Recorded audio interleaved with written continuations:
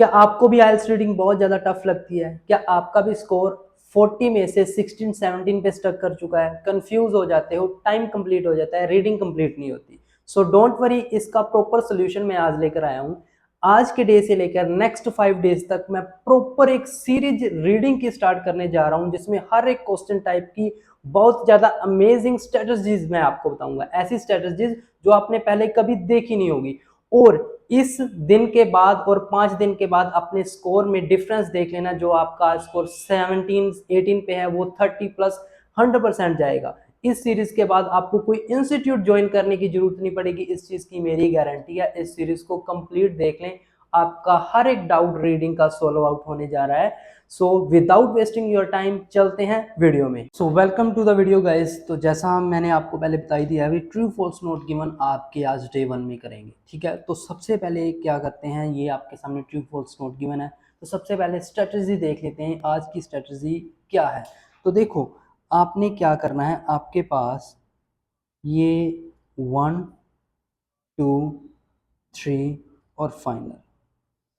Okay, आपने क्या करना है, अपने ट्रू फॉल्स को 3 पार्ट में डिवाइड कर देना है, ठीक है। अब अगर तीनों के तीनों पार्ट मिलते हैं ट्रू, फाइनल आंसर ट्रू बताऊंगा, ठीक है। अगर तीनों में से मान लीजिए कोई भी एक पार्ट, मान लीजिए फर्स्ट या सेकंड पार्ट, मतलब तीनों में से कोई भी एक पार्ट फॉल्स रहता है तो फाइनल आंसर फॉल्स, ठीक है। फर्स्ट रहे, सेकंड रहे, थर्ड रहे, कोई भी पार्ट इनमें से फॉल्स रहे तो फाइनल आंसर आएगा फॉल्स। दो आएंगे फॉल्स फिर तो आएगा ही आएगा, एक भी आ गया तो फॉल्स है, ये समझ लेना। और तीसरा वो भी सेम है, मान लीजिए एक पार्ट आपको नहीं मिल रहा, तीनों में से एक भी पार्ट नोट गिवन है तो फाइनल आंसर आपका नोट गिवन। तो स्ट्रेटजी ये रहेगी, ठीक है। अब इस स्ट्रेटजी को यूज करते हुए मैं आपको बताता हूँ कि इसको अप्लाई कैसे करना है, ठीक है। अब सबसे पहले आप यहाँ पे देखिए, यहाँ पे मेरे पास एक टॉपिक है जिसका नाम है थाइलासिन। थाइलासिन टाइगर को बोलते हैं, टाइगर की एक कैटेगरी है, पहले मैं आपको ये चीज़ बता देता हूँ, ठीक है। टाइगर की कैटेगरी है, उसको बोलते हैं थाइलासिन। ओके, तो यहाँ पे सबसे पहले आप ट्रू फॉल्स नोट गिवन देखते हैं। सबसे पहले यहाँ पे लिखा है a significant number of thylacine were killed by humans from 1930s onward, ठीक है। मतलब कह रहे हैं भी सिग्निफिकेंट मतलब बहुत से। अब इसको 3 पार्ट में डिवाइड करना है सबसे पहले स्ट्रेटजी लगाने के लिए। यहाँ पे एक तो है भी बहुत सारे थाइलासिन्स को, ठीक है, बहुत सारे थाइलासिन्स को किल्ड किया गया, किन के द्वारा, ह्यूमंस के द्वारा। सेकंड पार्ट, और कब किया गया, 1830 और उसके बाद, ठीक है। यहाँ पे 3 पार्ट में डिवाइड हो गया, भी बहुत सारे थाइलासिन्स को किल्ड किया गया, किन के द्वारा किया गया, ह्यूमंस के द्वारा, और 1830 के बाद। अगर तो ये तीनों के तीनों पार्ट, मान लीजिए वहां पे लिखा हो भी हाँ भी बहुत सारे थाइलासिन को मारा गया, और मारा किन के द्वारा गया, ह्यूमंस के द्वारा, और इस ईयर में, मतलब तीनों के तीनों पार्ट अगर मिलते हैं तो इसका आंसर आ जाएगा ट्रू। अगर मान लीजिए तीनों में से एक भी पार्ट फॉल्स है, अब फॉल्स का क्या है, मान लीजिए यहाँ पे लिखा है बहुत से थाइलासिन को मारा गया, पहला पार्ट है। अगर वहां पे लिखा हुआ भी नहीं, थोड़े से एक दो थाइलासिन को मारा गया, मतलब पहला पार्ट आ गया आपका फॉल्स। मान लीजिए पहला पार्ट फॉल्स आ गया, मतलब ह्यूमंस के द्वारा और 1830। अगर ये चीज सेम हुई लेकिन पहला पार्ट आपका ये आ गया, नहीं थोड़े से मारा है, तो भी फॉल्स आएगा। अगर इन द केस यहाँ पे जैसे ये लिखा है ह्यूमंस के द्वारा मारा है, अगर वहां पे आया भी नहीं ह्यूमंस के द्वारा नहीं, एनिमल्स के द्वारा या किसी और चीज के द्वारा मारा गया है, मतलब दूसरा पार्ट फॉल्स। अगर दूसरा पार्ट फॉल्स आया तो फाइनल आंसर। मान लीजिए पहला पार्ट फॉल्स, दोनों फिर भी फॉल्स। अगर दूसरा पार्ट आपका फॉल्स है फिर भी फॉल्स है। अगर यहाँ पे ये लिखा हुआ है 1830 नहीं 1850 के बाद, मतलब अगर ईयर फॉल्स तो फाइनल आंसर भी फॉल्स। ये तो इनमें से अगर कोई भी चीज आपको ऐसे मिलती है अभी जिसकी इन्फॉर्मेशन गलत है, तीनों में से एक भी पार्ट की अगर इन्फॉर्मेशन गलत हुई तो फाइनल आंसर फॉल्स आएगा। अगर तीनों में से एक भी पार्ट अगर आपको नहीं मिला, मान लीजिए इतनी बात हुई है कि बहुत सारे थाइलासिन को ह्यूमंस के द्वारा मारा गया लेकिन ईयर नहीं मेंशन, मतलब थर्ड पार्ट आपका मिस है। तो अगर तीनों में से एक भी पार्ट नहीं मिला, तीनों में से एक भी पार्ट नहीं मिला तो फाइनल आंसर नोट करेंगे। ये स्ट्रेटजी है। अब इस स्ट्रेटजी का यूज करते हुए आगे चलते हैं। तो यहाँ आपके पास जो कीवर्ड है वो है 1830। ओके, 1830। तो यहाँ पे मैंने अपा देखते हैं 1830। ये देखो यहाँ पे सबसे पहले आपके ये थे, तो उम्मीद है इसके बाद ही आएंगे। तो 1830 1830 1830 1830, बहुत सारे थाईलांड को मारा गया 1830 की बात, ठीक है। तो देखते हैं नेक्स्ट, ये रहा 1830। ओके, 1830 की बात आ गई। अब देखते हैं अपने, इसको अलग ही कर लेते हैं, ये अब देखते हैं बहुत सारे थाइलासिन को मारा गया या नहीं मारा गया, स्ट्रेटजी लगा के देखेंगे। ओके, तो यहाँ पे जैसे है बहुत सारे थाइलासिन को ह्यूमंस के द्वारा मारा गया 1830 के बाद। A dramatic decline in the thylacine in Tasmania. Dramatic मतलब बहुत सारा, मतलब बहुत सारे थाइलासिन का डिक्लाइन, मतलब उनको मारा गया है। डिक्लाइन तो तभी आता है उनको मारा गया, मतलब पहला पार्ट आपका ट्रू, मतलब पहला पार्ट आपका ट्रू है, ये चीज आ गई है। अब देखते हैं ह्यूमंस के द्वारा मारा गया और 1830 में मारा गया। विच बिगन इन 1930 एंड कंटिन्यू, मतलब 1930 और उसके बाद की बात कर रहा है, मतलब आपका थर्ड पार्ट भी मिल गया, पहला और थर्ड पार्ट मिल चुका है। अब देखते हैं किन के द्वारा मारा गया। फॉर अ सेंचुरी, मतलब 1830 के बाद एक सेंचुरी तक मारते रहे। ओके, 1830 के बाद एक सेंचुरी तक मारते रहे। Is generally attribute relentless efforts of sheep farmer and bounty hunters with short gun. देखो किन्होंने मारा है, हंटर्स और फार्मर्स, वो कौन है, ह्यूमंस। मतलब तीसरा पार्ट भी आपको मिला, मतलब तीनों के तीनों पार्ट आपको मिले। अगर तीनों के तीनों पार्ट आपके मिलते हैं, फाइनल आंसर आता है ट्रू। देखो ये है स्ट्रेटजी, अगर इस स्ट्रेटजी से किया आपने, कभी भी आंसर गलत नहीं जाएगा। आपकी जो फॉल्स और नॉट गिवन की जो कन्फ्यूजन है वो बिल्कुल दूर हो जाएगी। आपके सामने है, तीनों के तीनों चीजें आपको मिलती है। जब आप डिवाइड करते हो ना, तोड़ते हो, आपके लिए ढूंढना भी आसान हो जाता है, आपकी कन्फ्यूजन भी कम हो जाती है। तो ये स्ट्रेटजी अपनाएं आप। अब नेक्स्ट करते हैं। सेवरल थाइलासिन वर बोर्न इन जू ड्यूरिंग द लेट 80s। अब इसको डिवाइड करते हैं कि बहुत सारे थाइलासिन का जन्म कहाँ पे हुआ, जू में। मतलब पहला पार्ट तो बहुत सारे थाइलासिन, दूसरा कहाँ पे जन्म हुआ उनका, जू में। कब, 1830 के लेट में।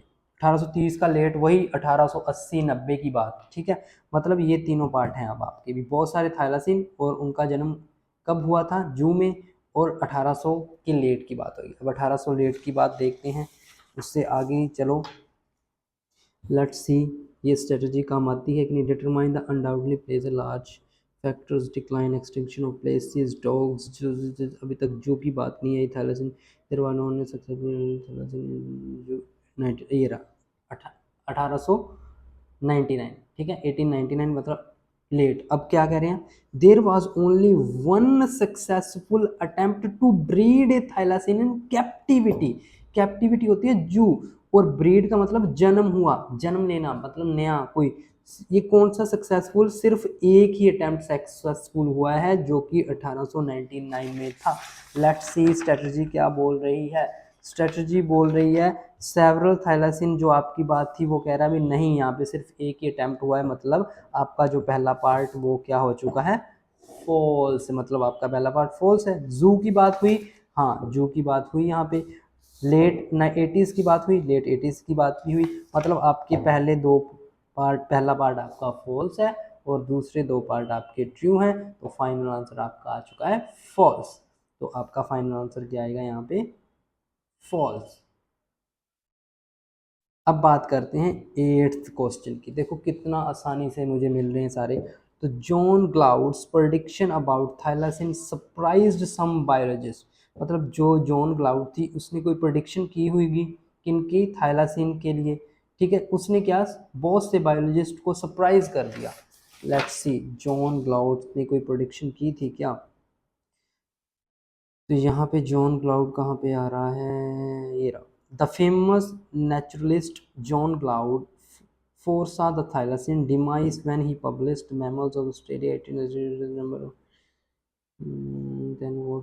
यहाँ तो कोई भी प्रेडिक्शन वगैरह की बात नहीं हो रही, और ऐसी भी कोई बात नहीं हो रही भी साइंटिस्ट सरप्राइज हो गए। देखो जॉन क्लाउड है, आपका पहला पार्ट है, थाइलासिन भी है, लेकिन सरप्राइज हुए बायोलॉजिस्ट, ऐसी कोई भी बात नहीं है। मतलब तीसरा पार्ट आपका नॉट गिवन है, फाइनल आंसर नॉट गिवन। एक भी part not given, final answer not given. Very easy. In early 90s, मतलब 90s, 1910 1920 की बात कर रहा है। Many scientist become worried about the possible extinction of thylacine. कह रहे भी अर्ली 90s में बहुत से साइंटिस्ट वरी थे। अब पहला पार्ट है आपका भी अर्ली 90s की बात, उसके बाद बहुत से साइंटिस्ट को वरी हो गए। दूसरा पार्ट किसके लिए वरी थे, एक्सटिंक्शन ऑफ थाइलासिन, भी थाइलासिन खत्म हो जाएगा। 1900 के स्टार्टिंग में बहुत से जो साइंटिस्ट थे वो वरी थे एक्सटिंक्शन ऑफ थाइलासिन को लेकर, 3 पार्ट डिवाइड हो गए। अब देखते हैं, अभी बहुत से साइंटिस्ट वरी थे इनकी को लेकर 19 की स्टार्टिंग में, 90s की स्टार्टिंग में देखते हैं।